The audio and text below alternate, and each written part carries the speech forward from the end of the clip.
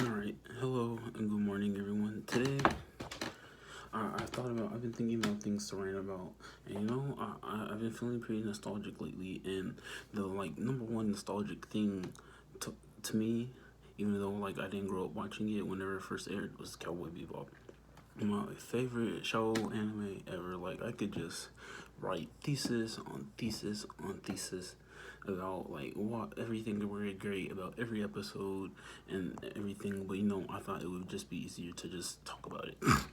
So I've been thinking that I'm just gonna go one by one and talk about every episode and why, give a summary of it, and then talk about things I liked about it, things that stood out to me, the things for it. And by no means am I a film major or whatever analyst or anything. So if I don't mention how in one scene the lighting captured the effect of this, no, I'm all in all, at the end of the day, I'm just a fanboy who just likes talking about shit. Because if I don't, it's just gonna be in my head and it's gonna stay there and rest there and just be cluttered as fuck. But so, what do you call it? Let's start with the first episode. First episode, Asteroid Blues, which is actually my favorite episode. So I guess to summarize it, the first scene starts off with it's like this black and white scene. You see someone walking in puddles while it's raining. It's with a trench coat on, and then there's some shooting, and then a bouquet of red flowers falls, and then it lands in the water while this gentle piano piece is playing, and then that's it. And you're like, okay, I guess this is like LA Noir or something. And then it goes to the theme song, and then after that, the actual opening scene with shows the first two characters, Spike and Jet.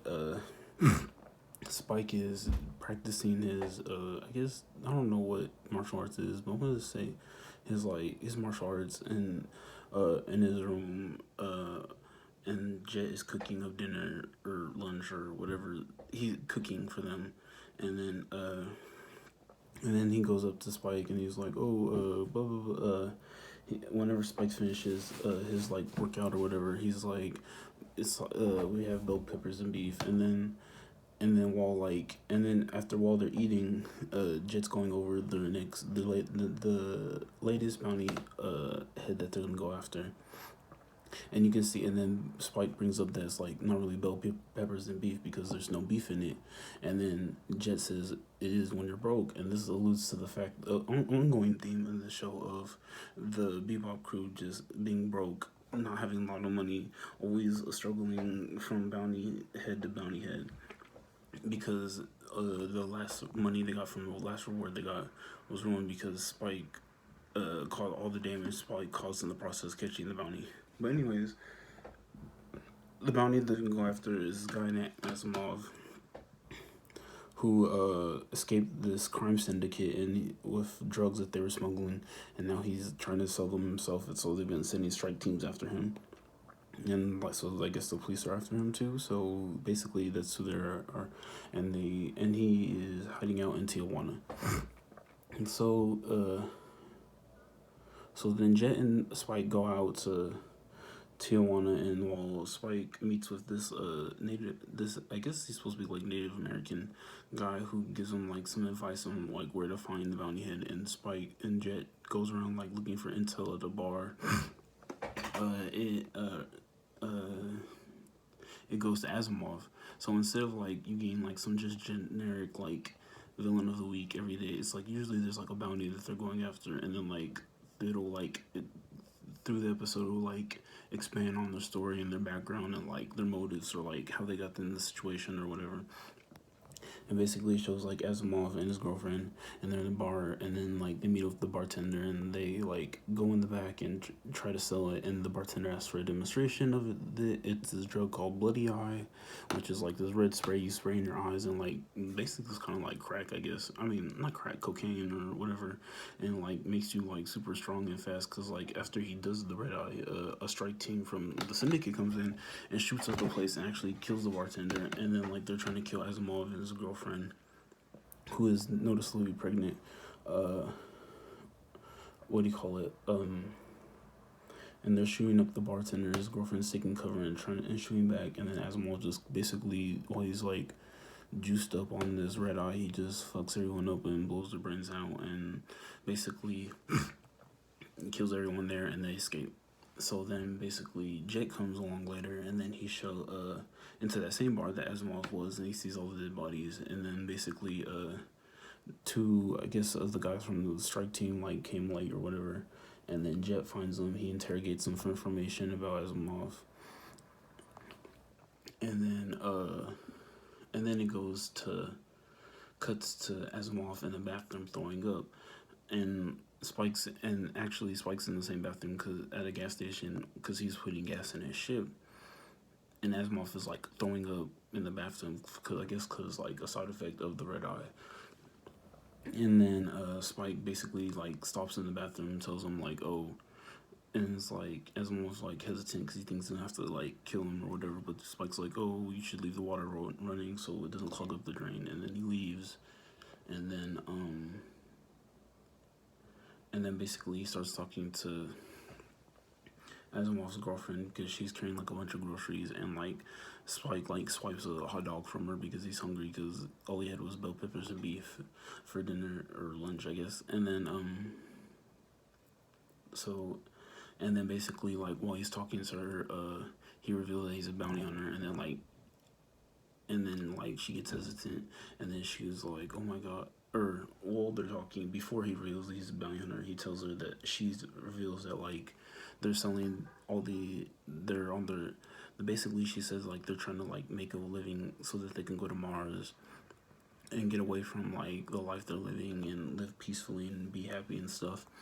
And then Spike reveals that he's a bounty hunter, and then like Asimov comes and chokes him out, and he passes out for Jet to come and find Spike laying on the floor asleep, or I guess passed out. And then basically before he like passed out, while Asimov choked him out, he swiped one of the bloody eye vials, which are like this big. So, like imagine like a thing of like eye drops, but like in the future, and bigger, or like but like the size of a test tube. But yeah, and then basically they set up a fake deal to buy the red eye from Asimov, and then so that they meet up, and then while Spike is in disguise wearing a sombrero and a poncho, and then basically after he reveals that like it's him, Asimov is like pissed, and then and then in this scene you really see like Spike's or actually let me get back to the summary, but and then they start fighting, and Spike's feeding this nigga, and then another strike team from the syndicate comes, but they're coming in like ships, and they're like in cars, and they're like shooting from the sky, and like a car pulls up and they start shooting, and like Asimov's girlfriend like run away, and they like hijack a ship from some civilian because they're trying to get away, and then like a bullet actually hits his girlfriend's stomach, and like this whole time you thought she was pregnant, but actually it was in her that like I guess like it was like a holding ball or some shit like that. They was like all the bloody eye containers or red eye, whatever you want to call it. And then like someone fall out, and then like when she gets in the car, Asimov is like pissed, like you dummy, like if we lose all these, we're fucked. Like we gotta sell these to get out of this, and blah blah blah blah. And like she's like noticing like this aggressiveness in Asimov due to like from taking the bloody eye, because that's how he's been like fighting off all the strike teams they've been sending at him, and like showing it to people to make sure it's like legit, and like the side effects on it, and also like the side effects of just like living on the run like the way they have. And she's like kind of like visibly scared, and like Spike is like dealing with the strike team because I mean like if they kill the bounty, then like they can't turn him in for the money. And then like basically he gets in his spaceship, he flies after Asimov, and he's chasing them in their spaceship, and then like they start flying, trying to leave the planet and going into space, and then with Spike right behind them. And then like once they get to like I guess like the edge of the atmosphere or whatever, there's like all these like syndicate ships like lined up ready for him, and then basically Asimov's girlfriend like notices like, damn, like we're gonna die, like there's no way out of this. She looks over at Asimov, and like this dude like took another thing of bloody eye, and like he's like freak, his eyes are like fucking like swollen and red, and he has like this like super like grotesque like grotesque like face on him. Like this dude is like really like off the shits or whatever, um and she just like seasons like this is even like the same guy I know anymore or whatever. I guess that's the kind of impression I got from it.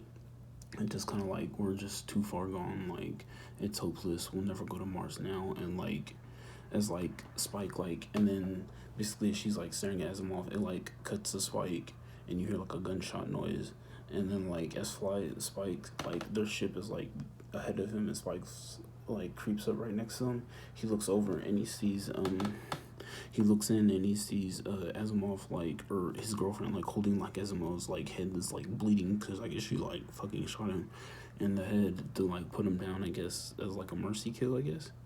And then like she just like looks up and she sees like Spike staring at her from his ship, and then she just says like adios cowboy, and then like the sinking ships just like light the ship up and kill them, and like you just see like all of like scraps and wreckage from their ship like everywhere, and like the red eye containers just floating everywhere. And then Spike is just like kind of just staring like fuck. And then it cuts back to like how it started in the beginning episode. Spike's doing his karate. There's like this nice harmonica, chill harmonica piece playing in the background. Jet's cooking again, and then basically after Spike finishes his workout, Jet's like dinner's ready. He's like, what is it? He's like bell peppers and beef, and then but this time Spike didn't say anything, and Jet like, I guess there's like zero gravity in this like room or whatever, because like he like floats a cigarette over, he like passes it to him, and then like floats over, which is really cool, I think.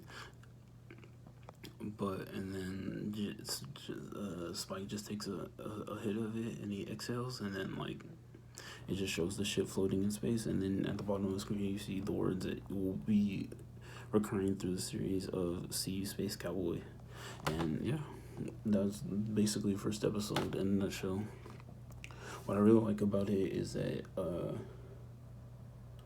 just like I feel like it's just like a perfect setup to like the Bebop crew dynamic. Even though I mean, there's more like people, you could tell by the theme song, more people are gonna get added to it, but like just like the dynamic of how it was first started, like Spike and Jet. Like Jet is like kind of like the intel plan guy, but he can also get his hands dirty too. But like in Spike, it really shows like Spike's like, I don't give a fuck, I'm too cool for school, smug, but still lovable attitude, and how different their personalities are, but like they can still work together fine and stuff like that.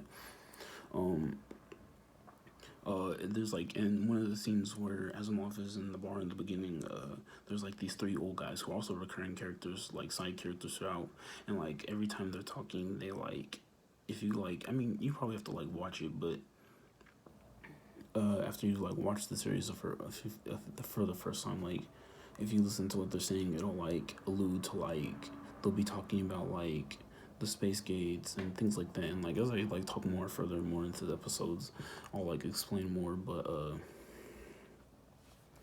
on that. But like they'll like give like some like clues to like the lore of the Bebop universe, or like how like, because like in this universe like the Earth is pretty fucked up, so like, and like other people like live on Mars and like other planets and asteroids and things like that. So and like kind of like giving like context to that. So and they're like, but they're like these old like senile guys, so it's like dementia like old dudes who are like always playing cards or like arguing or some shit. So it's like funny, but like it's like listening to them like you're like, oh crap, like they're referring to this and stuff. So like this is something to pay attention to. Like the music, just like from the theme song to the rush track, which plays during like Asimov and Spike's fight scene, and like while they're trying to get away from the syndicate, Strike Team is just like really like fast paced and smooth and jazzy. I like how whenever they're first about to go to Tijuana and Spike's about to like set off in his ship, like he's like the little like whistling tune that's playing. He's like whistling a little nice little tune, and and that's like besides like the sound effects of like the ship and stuff like that. There's like no other ambiance or music or anything. It's really like serene and like chill and easy, and it kind of like matches like the outer space atmosphere to me. Um, and just like the bell peppers and beef thing, just like this, I just think that's hilarious. Just cause like I'd be like kind of pissed like if someone like just like being like hungry, looking after like working out, looking forward to like eating a good meal, and then like someone gives you like bell peppers and beef, and then like it's just like noodles and bell peppers because like you're broke and you can't afford beef, and I don't know. That's just kind of funny and relatable. Not to say like I'm broke. Now like I've never had to like go without like eating meat because I couldn't afford it, but like just funny just see like them struggle and not like they're like this like ace bounty team that like rolling in dough and like everything always goes their way. And like it's funny because like as Marvin's girlfriend got killed, like they didn't get the bounty, so it's like they did all this work, they took all this time and no reward, nothing, just kind of like now they have like some like emotional trauma or like this like whole experience dealing with these people, and they're dead now and they just kind of have to go along about things, and it's like damn, like fuck. But yeah, that's about everything I had to say about the first episode. Just I don't know, everything about it, it just feels like after like watching the series and like understanding everything, it just like the first episode just I feel like it really just sets up the series, like what it's about, the themes, the elements, like the lore, like everything, characters, just like just chef's kiss. Like I don't know, but I guess more you can watch for yourself and see what you think about it, and like maybe as you watch the series, you'll like start to like notice things I said or like understand like why I appreciate you not, or you could think that like you don't appreciate it and you could just be like, this nigga's stupid. I mean, either way, it's your opinion. I don't care. But anyways, thanks for listening to Rant, and I hope you have a good day.